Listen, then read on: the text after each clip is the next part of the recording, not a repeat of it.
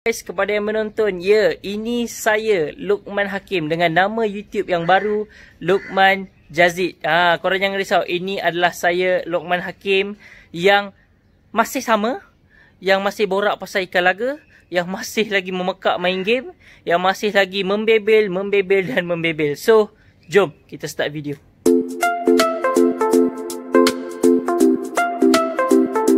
Guys, Assalamualaikum, selamat sejahtera and welcome back to my channel. Jadi, korang jangan tertanya-tanya kenapa saya handsome sangat hari ni. Tak handsome pun. Okay, so untuk video pada kali ini adalah satu video look share, di mana untuk video pada kali ini saya akan kongsikan dekat korang mengenai name branding. Kalau nak tahu name branding tu apa, jom. Name branding atau kita kata brand adalah satu nama atau kita kata satu term ataupun boleh kata design yang menunjukkan sesuatu. Baik, sebagai contoh untuk seorang seller, seorang penjual, dia memerlukan satu name brand yang menunjukkan yang dia menjual. Sebagai contoh, kita ambil penjual-penjual ikan laga, breeder-breeder ikan laga. Biasanya diorang akan letak perkataan beta sebagai contoh, Ijat Beta, yang menunjukkan Ijat adalah seorang penjual beta. Jadi itu adalah satu name branding. So, name branding ni sangat-sangat penting. Kereta. So, name branding ni sangat-sangat penting dan orang kata memang perlu dalam sesebuah perniagaan.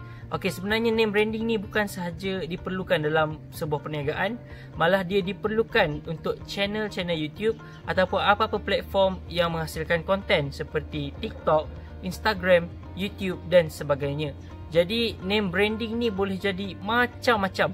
Ada orang yang menggunakan nama sebenar, ada orang yang menggunakan istilah-istilah yang relate dengan perniagaan dia, dan sebagainya lah. Jadi untuk video kali ni saya akan ceritakan mengenai name branding yang ada di sekitar kita lah. So jom. Yang pertama sekali saya akan ceritakan mengenai name branding untuk produk, maksudnya untuk jualan. Jika kita meniaga sesebuah produk, kita kena ada nama brand untuk orang kenal produk kita. Okey, sebagai contoh, kalau saya jual kerepek cheese, jadi untuk branding name memang cantik lah kalau saya letak cheese. Sebagai contoh usahawan kerepek cheese yang memang mantap, iaitu kita boleh panggil Wonder Cheese. Dia menggunakan term cheese tu dalam nama brand dia. Jadi itu memang penting lah untuk meletakkan, lagi-lagi dalam perniagaan.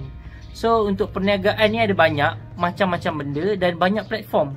Okay, so sebagai contoh platform Instagram, so kita boleh letak Instagram dia @wondercheese, macam tu. Ataupun apa-apa yang kita jual lah. Sebagai contoh saya sebutkan tadi, kita jual produk-produk kecantikan, contohnya Look Beauty, macam tu. So kalau kita jual ikan laga, kita boleh letak term-term seperti, sebagai contoh beta lah kan biasanya, pahlawan beta, Ijat Beta, lagi EB Beta, Kalawan Beta dan sebagainya. Jadi itu dari segi jualan ataupun marketing. Okay guys, so seterusnya name branding untuk platform konten seperti TikTok yang dia tak meniaga barang. Jadi kebiasaannya name branding ni penting dalam memainkan peranan. Sebagai contoh, kalau saya buat YouTube mengenai bina badan, so saya boleh letak Look Fitness.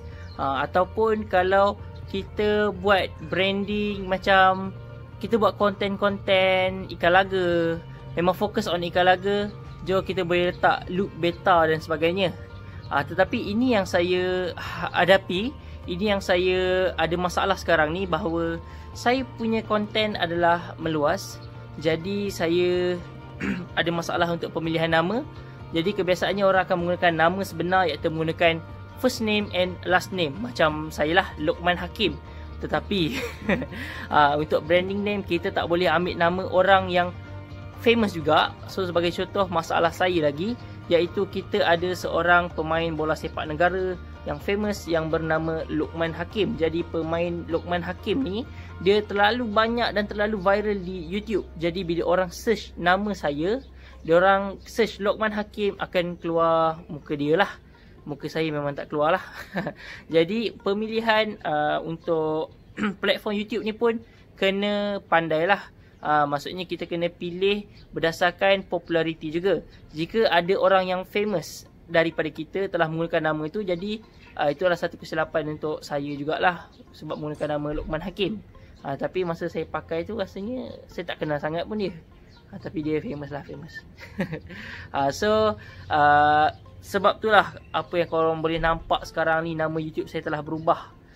Jadi di sini saya memang nak ceritakanlah mengenai name branding. Hanya hari tu saya ada buat satu polls dekat community. Saya tanya, perlu tak saya tukar nama ataupun saya biar saja? Sebab ramai yang ada masalah nak search nama saya kan. And peratusan untuk minta tukar tu adalah tinggi lah. Jadi sebab itulah nama YouTube saya sekarang dah berubah. Saya makan masa beberapa hari untuk memikirkan nama apa yang sesuai. Dan antara nama-nama yang pelik saya fikirkan adalah ada Look J, lepas tu ada Wonder Look, lepas tu Look at Me, look at me now, look at you, gitu. So banyak nama-nama pelik yang terkeluar daripada kepala otak saya ni. And akhirnya saya decide untuk buat post dekat Instagram untuk pengikut-pengikut saya decide nama apa yang sesuai untuk channel YouTube saya. Dekat situ saya ada letakkan Luqman Jazid dan juga Look J. Okay, Jazid tu adalah nama ayah saya sebab nama penuh saya adalah Luqman Hakim bin Muhammad Jazid. And saya rasa saya setujulah dengan undian semua bahawa Luqman Jazid telah dipilih untuk menggantikan nama Luqman Hakim. Sebab insya-Allah memang takkan ada lah, atau kalau ada pun memang frust gila saya. Kalau ada orang nama Luqman, bapak dia Jazid, lagi famous dari saya kat YouTube ni. Auto geleng kepala. Kepada yang tertanya-tanya kenapa saya pakai baju kemeja ni kan, sebenarnya saya tengah buat video resume untuk universiti saya. Pihak kaunseling diorang minta atas je nampak smart, bawah slow track. Assalamualaikum and hi. My name is Luqman Hakim bin Muhammad Jazid and I live in Rawang, Selangor. So basically